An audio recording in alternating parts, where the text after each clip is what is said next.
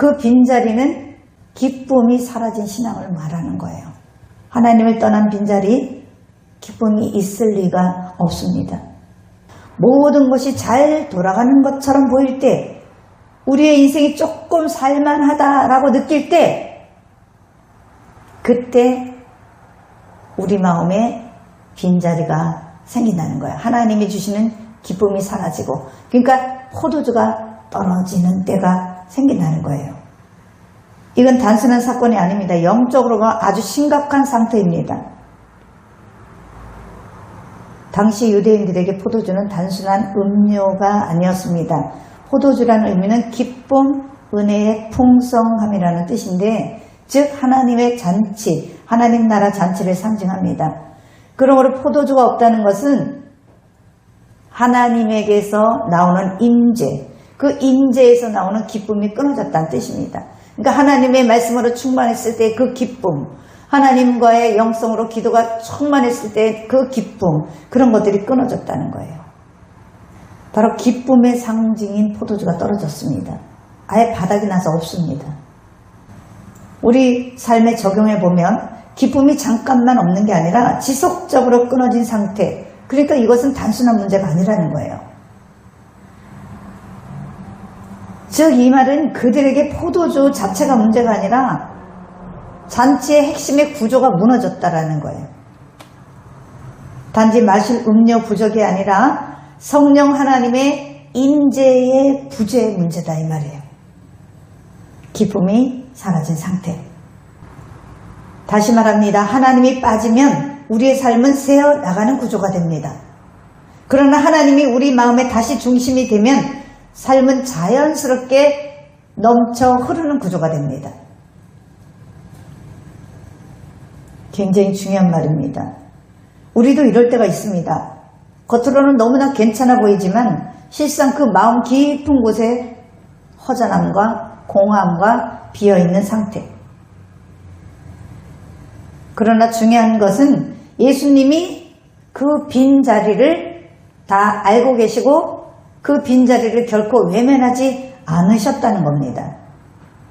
가나의 혼인잔치가 포도주가 떨어졌으나 잔치는 여전히 지속되어 있었던 것처럼 학개서에 우리 마음의 성전이 무너졌지만 열심히 우리의 삶은 살아가고 있었던 것처럼 마음에 충만했던 기쁨이 사라진 거예요. 그러니까 의욕이 없는 거예요. 허전한 거예요. 살고 싶지 않은 거예요. 낙심한 거예요. 그렇습니다. 하나님과 나와의 관계가 흐트러지면 가장 먼저 사라지는 것이 기쁨입니다. 그래서 다윗은 잃어버린 기쁨의 회복을 위해서 기도합니다. 시편 51편 9절 10절입니다. 읽어드리겠습니다. 주의 얼굴을 내 죄에서 돌이키시고 내 모든 죄악을 지워주소서. 하나님이여 내 속에 정한 마음을 창조하시고 내 안에 정직한 영을 새롭게 하소서. 주의 구원의 즐거움을 내게 회복시켜 주시고 자원하는 심령을 주사 나를 붙드소서. 아멘. 마리아가 다시 말합니다. 무엇이든지 그가 너에게 이르신 대로 하라. 이 한 문장은 단순한 권면이 아닙니다. 영적 질서를 회복하는 선언입니다. 학개서에는 하나님의 무너진 성전보다는 자기 집을 먼저 세우기 위해 하나님을 뒤로 밀려냈고, 요한복음에서는 다시 하나님이 중심에 서십니다. 이 한 문장이 모든 것을 바꾸는 거예요. 그러니까 사순절의 본질은 이것입니다. 우리 마음에 잃어버렸던 기쁨의 본질, 즉 우리의 구원자 예수 그리스도 그 하나님을 다시 내 마음의 중심에 놓는 것, 이것이 사순절의 본질입니다. 하나님은 우리 형편과 사정을 이미 다 알고 계셔요. 알고 계시지만 주님은 우리가 스스로 자원하여 고백하기를 기다리십니다. 내 형편과 사정을 주여 내가 목마릅니다. 하나님 내가 열심히 노력했는데도 채워지지가 않습니다. 하나님 벌어도 자꾸 구멍 뚫어진 전대에 넣은 것처럼 새나갑니다. 라고 스스로 고백하기를 원합니다. 왜냐하면 우리의 부족함은 하나님의 은혜를 경험하는 통로가 되기 때문에 그렇습니다. 정말 우리가 하나님을 깊이 만났던 순간은 언제였습니까? 생각해보면 저도 마찬가지입니다. 제가 많은 것을 가지고 누릴 때가 아니라 정말 다 잃어버리고 더 이상 의지할 때가 없을 때, 그때 하나님이 나를 만나주시더라고요. 창세기 4장 25절 26절에도 그랬습니다. 그때 우리는 비로소, 그쵸? 여호와 이름을 불렀더라. 이게 우리도 마찬가지예요. 더 이상 의지할 것이 없을 때, 내 힘으로 해볼 것 다 해보고 내가 생각했던 것, 노력했던 것 다 해보고도 안 될 때, 그때 간절하게 우러나는 그 기도 한마디 속에 하나님은 역사하십니다. 그래서 우리의 부족함은 사실은 우리 인생에서 생각하고 싶지도 않은 가장 아픈 부분이지만 동시에 하나님을 가장 깊이 만날 수 있는 기회자리라는 것을 붙잡기를 축복합니다. 우리는 끊임없이 부족함을 느끼며 살아갑니다. 나는 능력도 부족하고, 나는 가진 것도 없고, 나는 사랑도 부족합니다.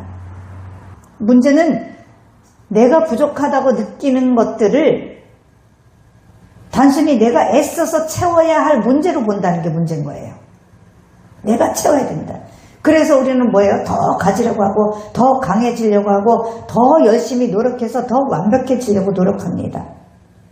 우리 부족함 때문에 마음이 무너질 때 내가 억지로 애쓰고 노력한다고 되지 않아요.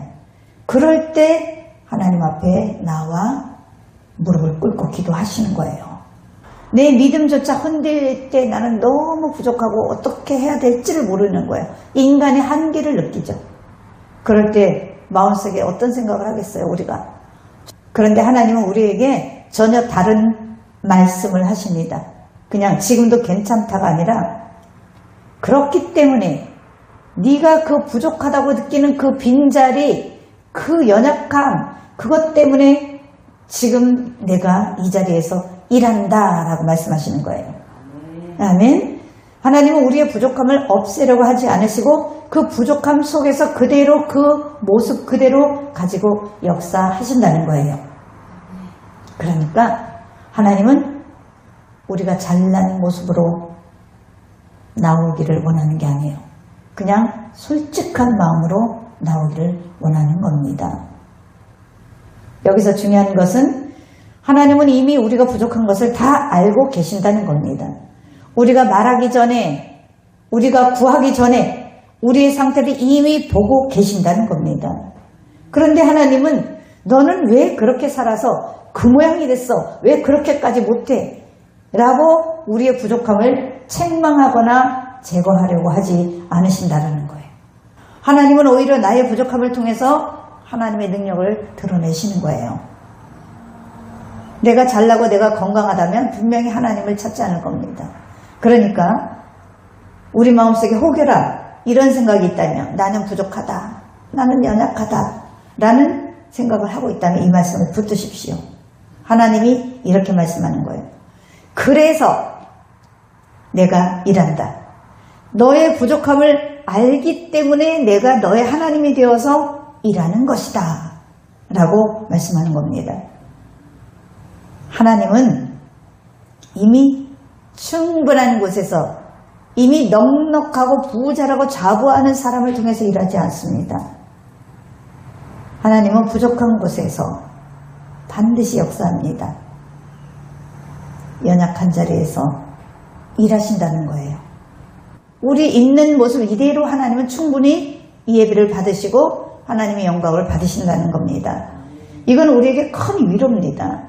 그러니까 하나님은 완벽한 교회를 찾는 것도 아니고 완벽한 사람을 찾는 것도 아닙니다. 그냥 부족함 속에 있는 우리의 연약함을 사용하신다는 겁니다. 세상은 크고 화려하고 성공하고 그런 것들을 선택하지만 하나님의 선택은 다르다라는 거예요.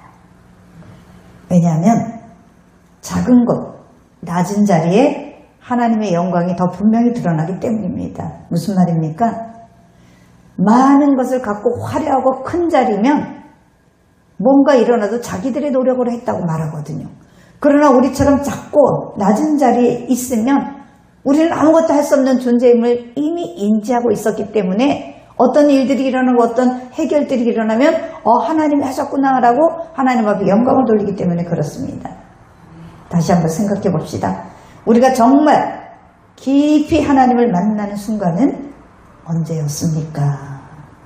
내가 부족하기 때문에 하나님의 은혜를 경험할 수 있습니다. 그렇습니다. 하나님의 은혜는 모든 것이 넉넉하게 다 채워졌을 때가 아니라 다 잃어버리고 다 내려놓고 더 이상 의지할 것이 없을 때, 그때입니다. 그때야 사람들이 비로소 여호와의 이름을 불렀더라 라고 말했던 것처럼 말입니다.